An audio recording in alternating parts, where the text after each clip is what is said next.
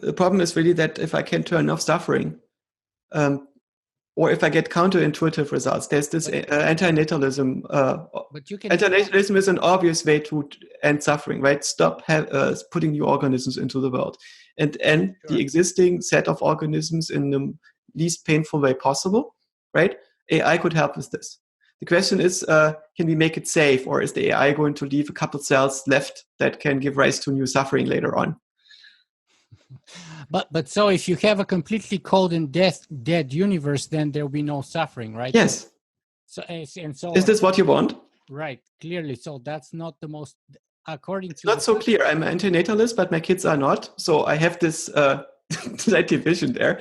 But so the thing is that you decided to define ethics as axiomatically, and you, I think, probably have a hunch that your axiomatic definition is not completely consistent with itself. It's just the best you came up with under the circumstances.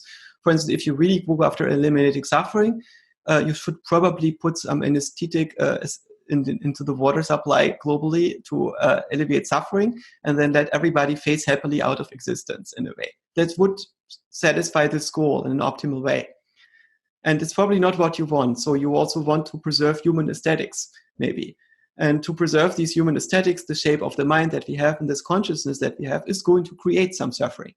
And this is the tension, and you have to make a decision at some point, right? Imagine you take an AI that is actually sustainable, and you ask this AI, we give you a job, you want to be around in 10 years from now. We cannot build a government that cares about us being around in 10,000 years from now effectively, right? Because this is not an incentive that we can actually give the government. And if it in a sense, this incentive, it's going to defect from the incentive that we wanted to have. So let's build an AI. And the AI is going to be around in 10,000 years from now, no problem. We tell it, make sure that we are there too.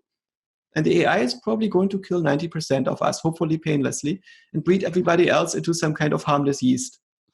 So they're easy to keep around. This is not what you want, I guess, right?